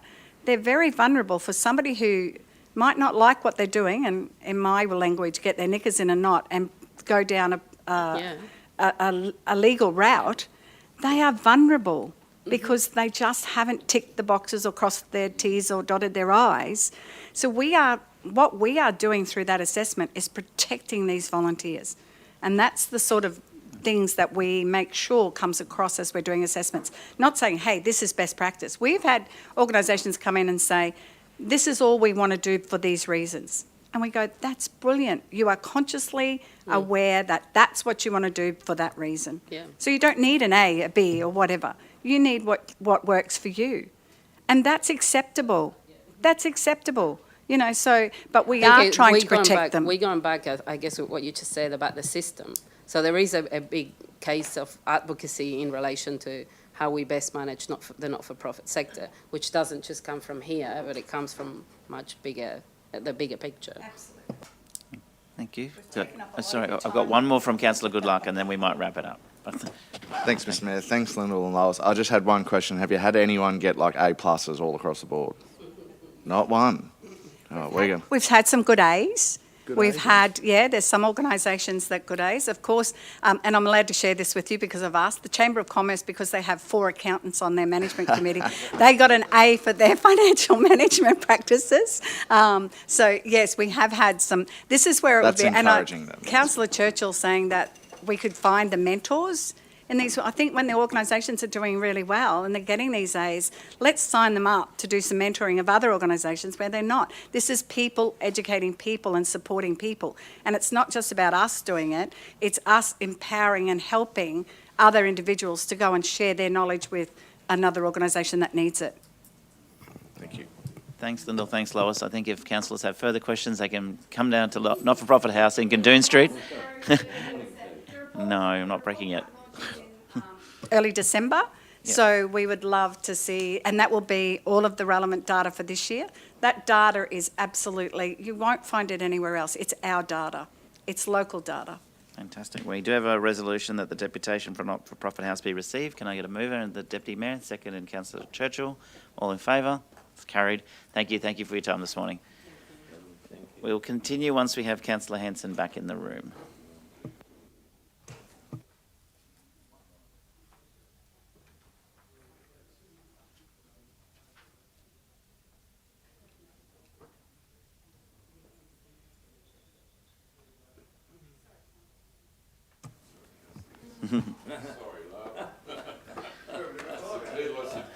Well, thank you, councillors. We'll continue with the agenda for at least one more item, please. G 4.1 is our monthly financial report for the period ending 30th of September 2023. And I'll hand over the Acting General Manager of Finance, Governance and Risk, Tanya Wally. Thank you, Tanya. Good morning, councillors. I'm only going to talk for a very short period of time because I'm going to hand it over to Jess Rosso, who is going to deliver our monthly financial report. Thanks, Tanya. Good morning, everybody. Just looking at our monthly financial report for the period ending 30th of September 2023. So we're a quarter of the way through the financial year. I'm just going to take the report as read, but I'll go through and touch on some points that I thought were interesting, and we'll take questions, obviously, either as we go or at the end. Looking at our recurrent revenue, so we're at 17% of our budget at this stage of the year. There are some timing differences that cause us to lag here. Things like our water consumption bills, our income tax equivalents and our general purpose grant, that revenue comes in later in the year, so it's not surprising to have a little lag at this point. A few areas that we are performing well in our revenue, interest rates continue to be good to us, so we are at 28.99% of our budget for the year so far, with 1.4 mil received in interest revenue. Got term deposits at the moment yielding up to 5.17%. In terms of income for grants, there is a detailed table there that follows the progress of the REAPER program. So we're updating that on a monthly basis, and you can see that that is starting to get some traction as we progress through the year. Also got a table in here for capital revenue, which details the different grants and the projects that are being, that will have capital revenue associated with them. So that's also being updated on a monthly basis. If we look at expenditure, we are 21.07% through the budget so far for the year. The lag there is mostly attributable to both consultants and contractors. In the consulting space, we have got 1.8 million within the budget that relates to the Works Delivery Improvement Program. So we're expecting some spending on that to kick off in the second half of the financial year. The contractors is largely bulked out by 33 million that is associated with the REAPER works. So again, just referring back to that table on REAPER, a little higher in the report. If I jump down to capital expenditure, so we've got currently a forecast of 76.8 million has come from the Works Delivery team. This is mostly due to a rollover of projects that weren't completed in the 22-23 financial year. It's not uncommon to see a bit of a spike up in the forecast at this time of year, and then as we progress a little further through the year, we'll start to see it come back down towards budget as they identify the projects that are then likely to move forward at the end of the year. Looking at our outstanding rates, so the graph tells a nice story there. We're at a record low from the last 5 years. We're at 1.79% outstanding rates at the end of September, compared to 2.19% for the same period last year. So we've got 1,067 assessments under an authorised payment plan. We've also got 3,011 ratepayers who have paid their rates in advance. Towards the end of the report, we've got our sustainability ratios. So these are the new ratios for the 23-24 year that you should be starting to be familiar with.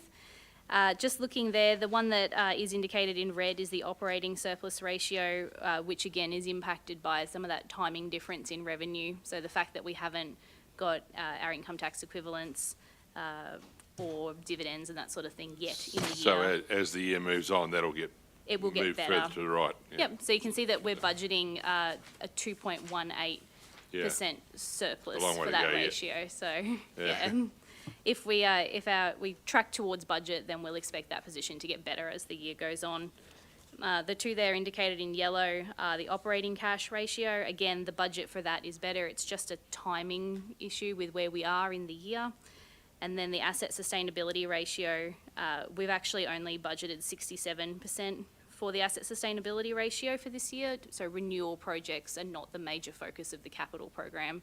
This one is cyclical in nature. So, some years we will have a really heavy renewal focus. Some year we are looking at new and upgrade projects. So that's why they have got a 5-year average in there now. Will that stay about that 70%, or will it come back to what you budgeted on? I would expect it to sort of fluctuate maybe between 65 and 75 as we go on. Okay, thank you.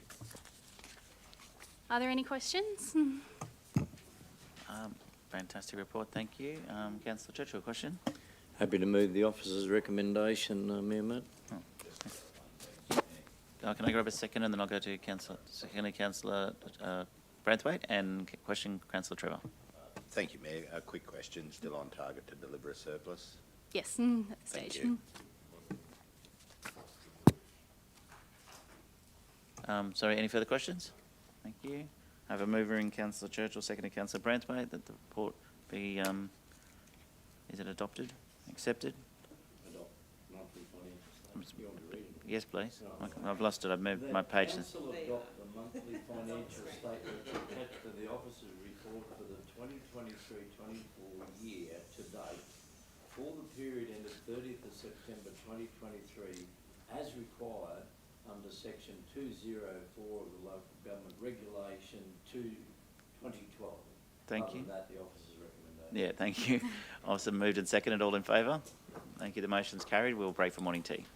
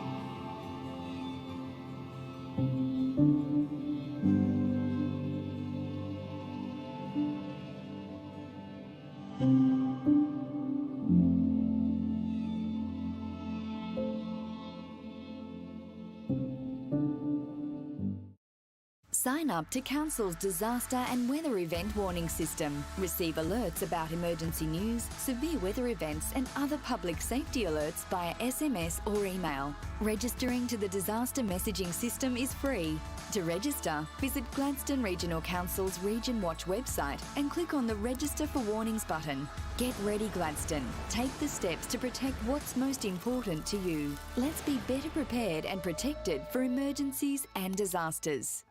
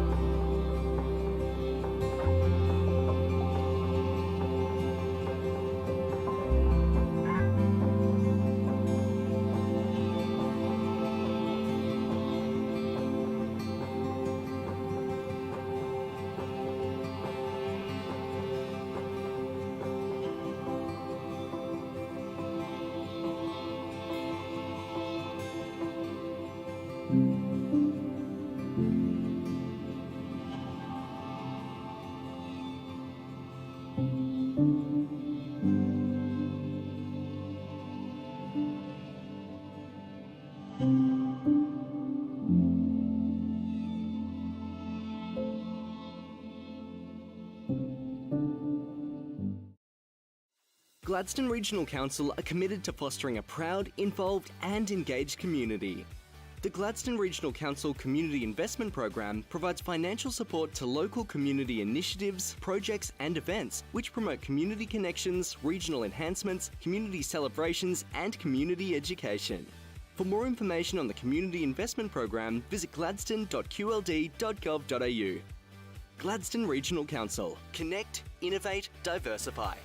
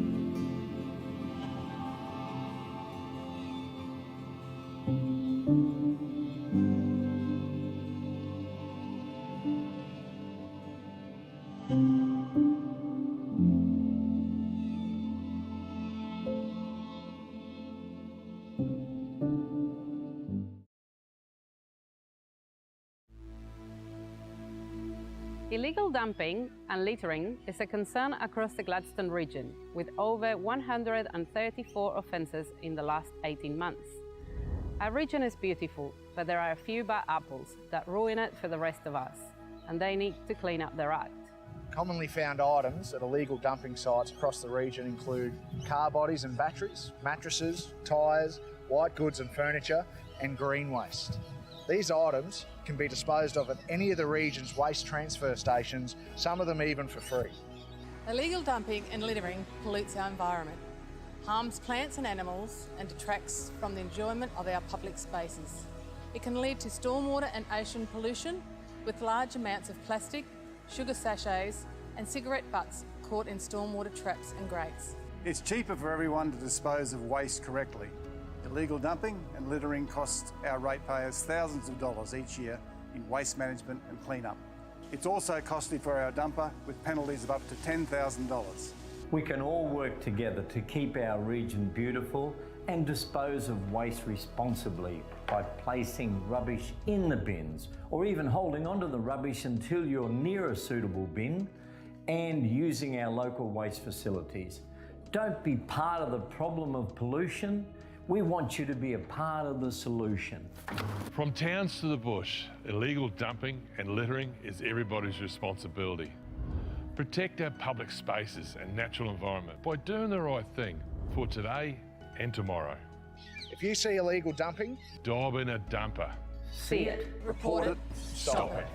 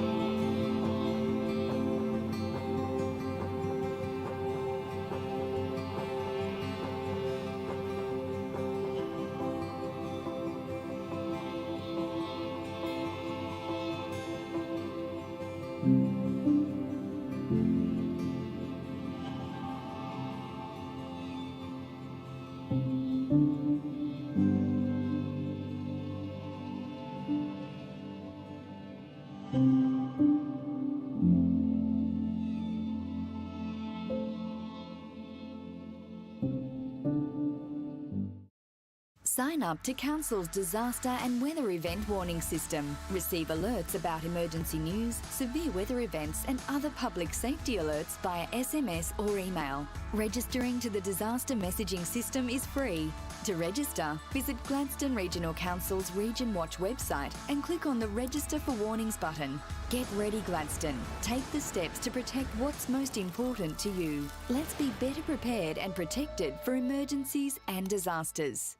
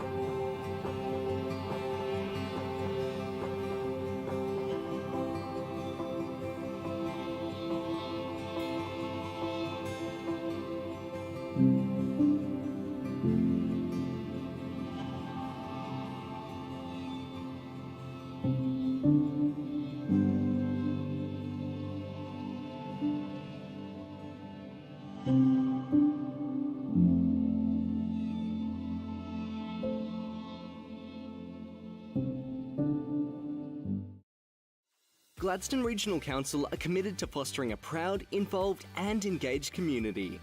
The Gladstone Regional Council Community Investment Program provides financial support to local community initiatives, projects and events which promote community connections, regional enhancements, community celebrations and community education.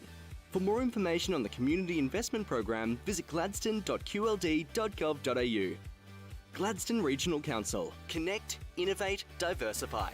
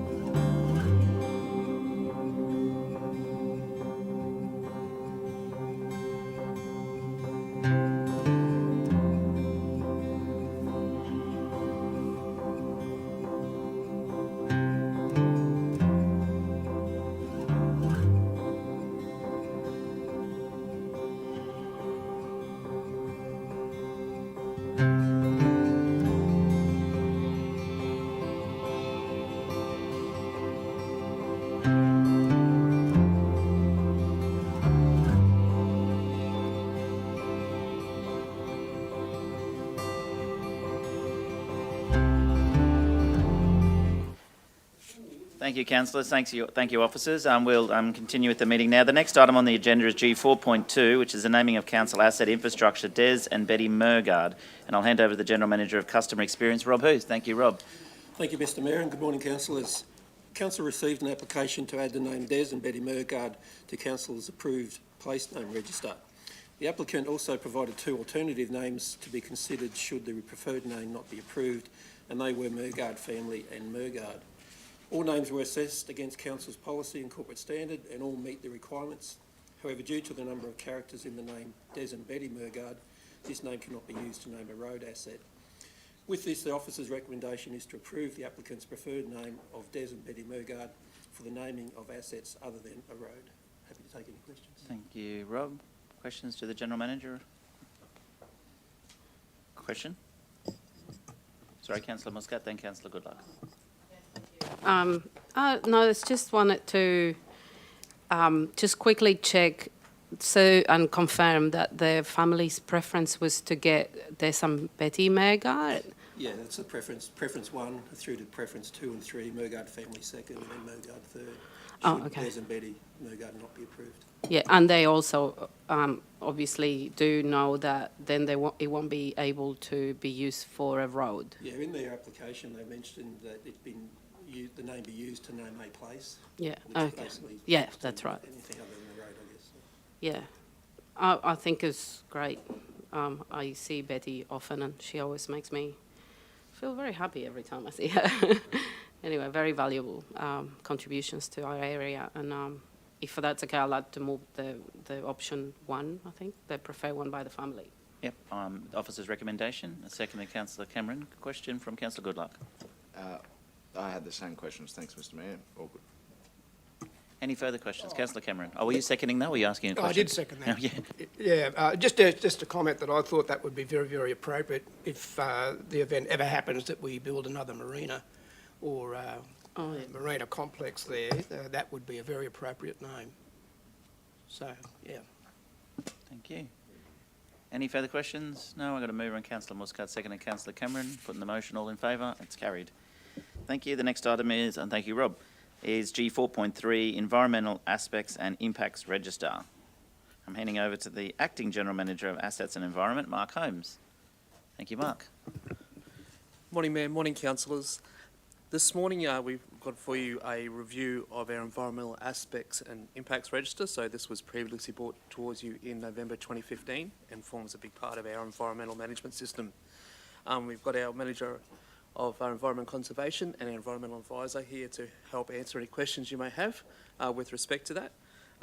The recommendation is essentially that we repeal the previous register that was adopted and then essentially just note the new version and recognising that this is a living document. You know, as our operations change, as our risks and our environment change, we make those appropriate changes to this register. So that is the recommendation. There is an alternate there should you wish to have it noted and adopted by this room. So essentially resolve this and it'll be happy to then be something we bring back on a cyclical basis. Questions to General Manager, please? No? Thank you. Moved officer's recommendation, Councillor Branthwaite. Seconded, Councillor Hanson. Okay, no further questions. I'm going to put the motion. All in favour? It's carried. Thank you. That was easy, team. Well done.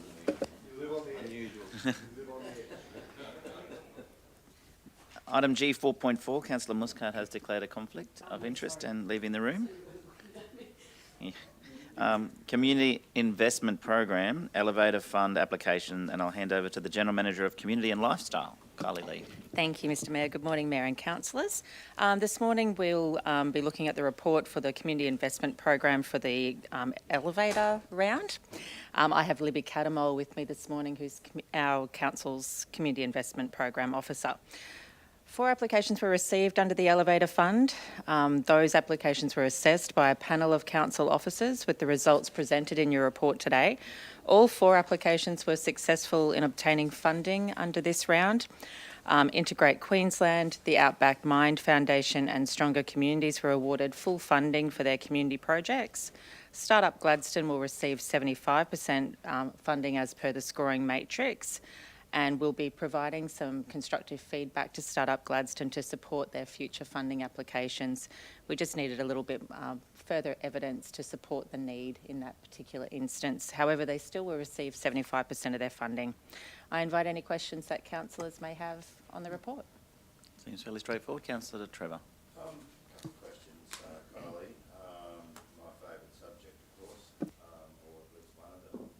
I note the allocation of 75% to startup, and I note one other was reduced, yes, no, just one. If it was the case that we had more funding and weren't about to exhaust our budget, would we have increased the startup funding to, say, 80 or 85%? Was it a monetary consideration, or was it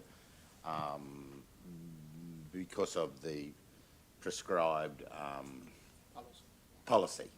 Yeah. You're 100% right, Councillor Trevor. It is the policy. Yep. So we assess the application on their answers to our selection criteria. In this instance, Integrate didn't provide enough evidence to Startup Gladstone didn't provide enough evidence to support the application in this case, and therefore they've only scored 75% in the assessment. So it is the policy. Right, thank you. And is it correct to say, or have I misread the report, that we have now exhausted all funds for this financial year for the elevator fund? No? So for round one, with round one, there was $100,000 allocated, and we've used 98,500. So we're under budget slightly for round one, yep. Which means for round two, which opens in January, we have another $100,000 available for that round as well, plus the little bit we've just got left over. Beautiful. And once how many rounds do we have in the financial year? Two. So in January, if the applicants reach a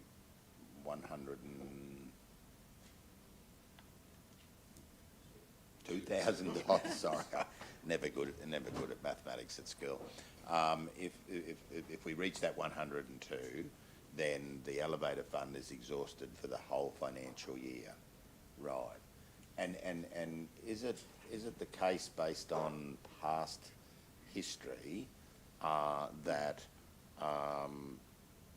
if we extended the elevator fund by $100,000 or $200,000, it's likely that there would be more applicants? I know it's crystal ball gazing, but I just wonder, like our second round expires in January, and then for the next 5 months we have no money available for elevator funding. I know it's hard, isn't it? I'm probably asking a question that can't be answered, but and sorry if I just move to the CEO. CEO, were we preparing a report in relation to whether the grand total sum of $200,000 for the elevator fund was enough so far as future considerations were concerned? I can't remember whether it was this fund or the other fund.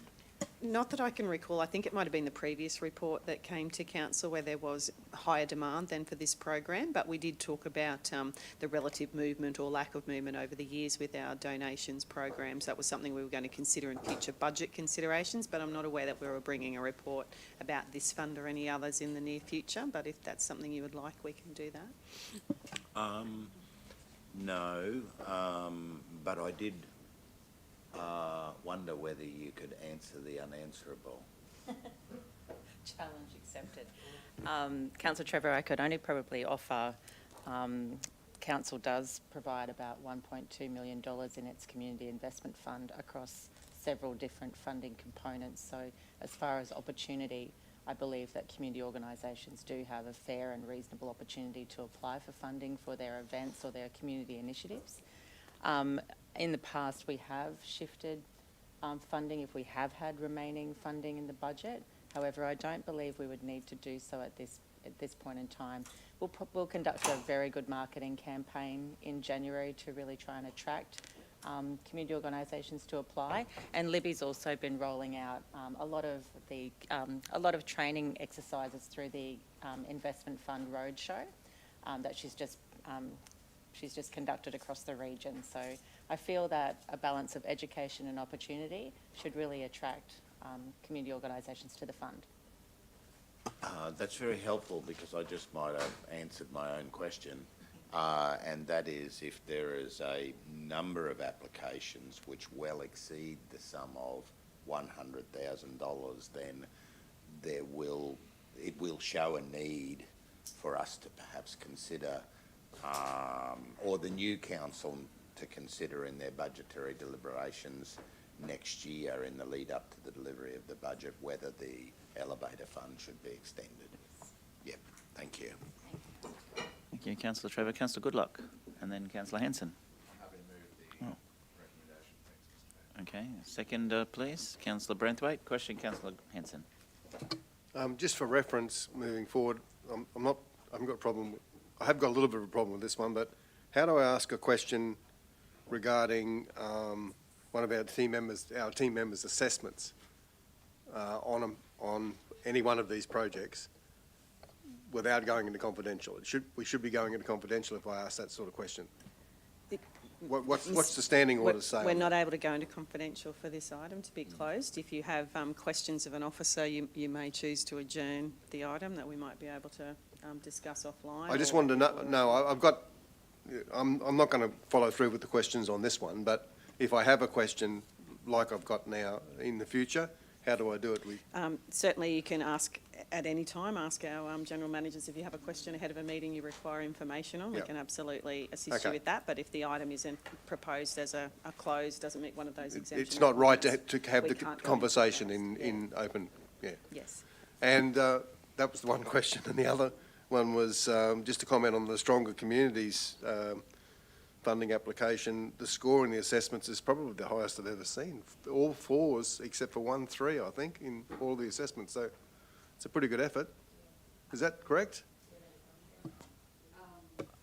So the assessment panel actually, so they went through a process of the individual assessments as well as the panel coming together as a group, and the development of this program actually moving out to the Calliope region they felt was so strong, and the evidence provided in the application was very high quality. So it was a very, very strong application. It'll be that way. Thank you. Okay, any further questions? Mover and Councillor Goodluck, second Councillor Branthwaite. Put the motion. All in favour. Motion's carried. Thank you, Kylie, and thank you, Libby. Oh no, don't leave. We got another one. G 4.5 Regional Arts Development Fund. We're waiting for Councillor Muscat to come back in. Round 2. Just wait for Councillor Muscat. It's back. And welcome, Felicity.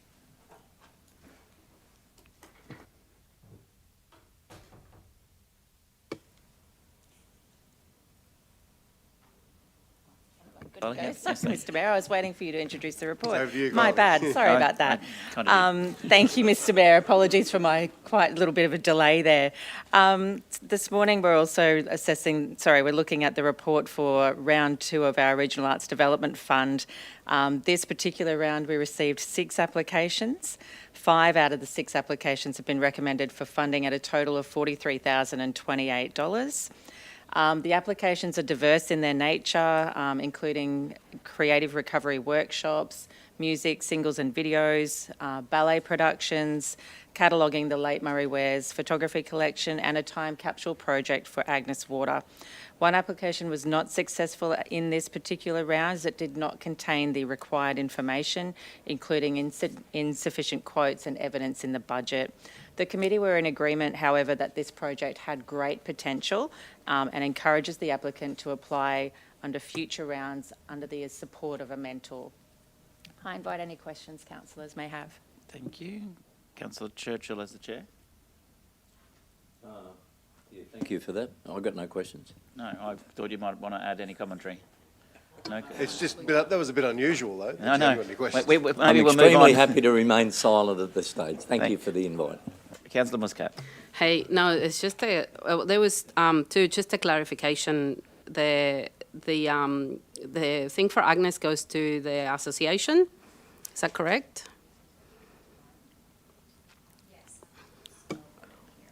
It's just that it has an artist and an association, so just making the same as with the Adagio School of Dance, because obviously artists or individuals can apply as well as organisations.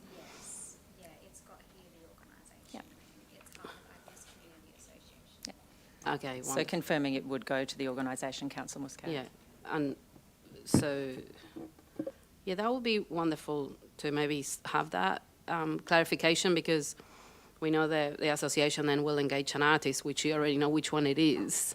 So maybe just to have that, as in who's the money is going to, who's administering the funds, and then who is the artist, because might not always be.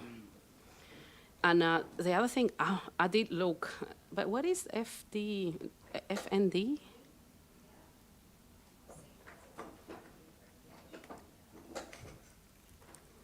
I don't know, maybe I'm not looking properly, but I had FND artworks. Yeah, they have only put FND artworks in there. But that would be the name of the company. Okay, it's not some weird different thing that is an acronym for something then. Okay, thank you. Okay, Councillor Hanson, you happy to move? Yes. Thank you. Move the officer's recommendation, Councillor Hanson, seconded by Councillor Trevor. Put the motion, all in favour. Motion's carried. Thank you, Kylie. Thank you, Felicity. The next item on the agenda, councillors, is councillor reports. Councillor Churchill, would you like to discuss the... Yeah, thanks for that, Mayor Matt. It's not actually a report, but I suppose if I just... you made reference to it at the opening, and it's our annual Martin Hanson Memorial Art Awards evening, a wonderful evening for those who were able to attend, and Mayor Matt did the official opening. As such, there was, I think, 250, 270 pieces of art. But anyway, a huge collection of artworks, and I suppose being the 48th, we're obviously in a position now to start thinking about 49, and then obviously a significant milestone in 2025 will be the 50th year, so it's stood the test of time. But with your permission, I just wanted to thank everyone for being actively involved, and just to acknowledge, and on public record, not only Rio Tinto and QAL, but all the sponsors, the guest judge, Sarah Johnson, and the gallery and museum staff, the valuable volunteers and council staff right across the departments to make this huge, significant, and I think we call it the pinnacle of the art events in our region, and probably even in central Queensland and beyond. So I'm sure on behalf of all the colleagues around the table here and everyone involved with council, a huge, massive congratulations to all the artists. And I know everybody can't be a winner, but there was a number who were awarded first, second and third. But also that the recording of the Arts Award on Saturday night was uploaded to the Gladstone Regional Art Gallery and Museum Facebook. If people wanted to see it, you can purchase any of those pieces of art if they're marked for sale. Some of the artists like to retain them for themselves. But I wanted to today issue a reminder that even though you have the official judge and the awards have been presented, the QAL People's Choice voting is open now. So our community can vote in person, either at the art gallery, or they can download the QR code for the voting form. So if any of you want to get a vote in on any of the art pieces, and the voting closes Saturday 20th of January 2024, which is not that far away, and the QAL People's Choice winners will then be publicly announced on January 27th, 2024. So I suppose in essence a great night, wonderful attributes with all our artists, and now we need to prepare for what the future might be for 49 and the significant milestone of the 50-year celebration. Yeah. Thanks for that. Thank you. Any further councillor reports? Councillor Branthwaite. Thank you, Mr Mayor. Last week I actually informed you that I won't be seeking re-election at next year's election for the council. There's many reasons why I've come to this decision, and they're involved with the recent passing of my dad, Jenny's mum, my friend Jeff Burton, along with health concerns we have for my lovely bride Jenny, whose future health is in question. Jenny has been amazing support, best mate, sounding air, wife, best wife anybody could ever ask for. So where I am today is because of the support she's provided for me, and each time I get recognised for an award, or whatever I get up, I'm saying in my head, thank Jenny, thank Jenny, thank Jenny. And I don't end up doing that. Well, today I'm changing that. She's my rock. Like everyone, we have dreams and desires for travel when we get time or have the money. And one of mine is to do a lap. So over the past 3 decades or more, I've been involved with the community, helping shape it, trying to make it a better place through creation of the Boyne-Tanham Hookup, BTABC, BAM, or the 25 years of being on with Liz Cunningham, myself hosting the Benarabi School Fair, 20 years of being on the Boyne Riverston Rural Fire Brigade, 25 years of fishing page and writing the fishing page in the Reserver, on committees like the Boyne-Tanham Swim Club, serving as president at one stage, Red Shield Appeals, 20-something years the GAPDL board, then taking over a CEO role from Councillor Churchill at the GAPDL, with cruise ships and other amazing things happening across the region over the 4 years while in the seat. Economic development was firmly in my focus. However, and working with the likes of Gary Scanlon and many others around the region was a thrill, with the best speaking at the Developing Northern Australia Alliance Conference recently in Darwin.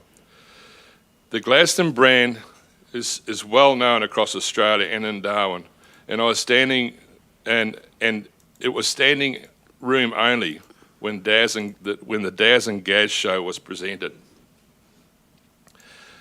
Seeing our Mayor Matt at work in Canberra endeavouring to strike the best deal for our region along with local government across Australia is also something to behold. Working with the group around this table and across the organisation has been amazing for me too. While we don't necessarily agree on things all the time, we debate things that the debate certainly brings out the issues and points, which you'd never dream of. And after a while, mostly agreeing to, or settled on something which is good for our residents and the region as a collective. Attending a couple of waste forums in Brisbane opened my eyes to what not only others are doing, but how much this council is ahead in so many sectors. The committees like the Gladstone Healthy Harbour Partnership is just another group who employs scientific resources to ensure that our harbour is being looked after, and I'm proud to be involved with that. If there's anyone out there in the region thinking about putting up their hand, I strongly encourage you to do so. If you're wondering about or have some questions, please let me know. It's a very good position to be in, influencing the way our region is managed along with its future. Finally, thank you to everyone in this room. I'm looking forward to continue to do my best until the March election, and then, well, brace yourself, South Australia, because I'm heading that way. Thanks very much, guys.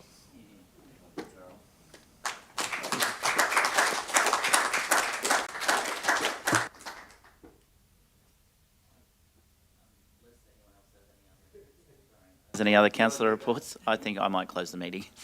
Is there any other councillor reports that are going to top that? No. Thank you. I think we'll declare the meeting. There's no urgent items, there's no notice of motion, no confidential items. Declare the meeting closed at 11:10, and thank you, Councillor Brathwaite.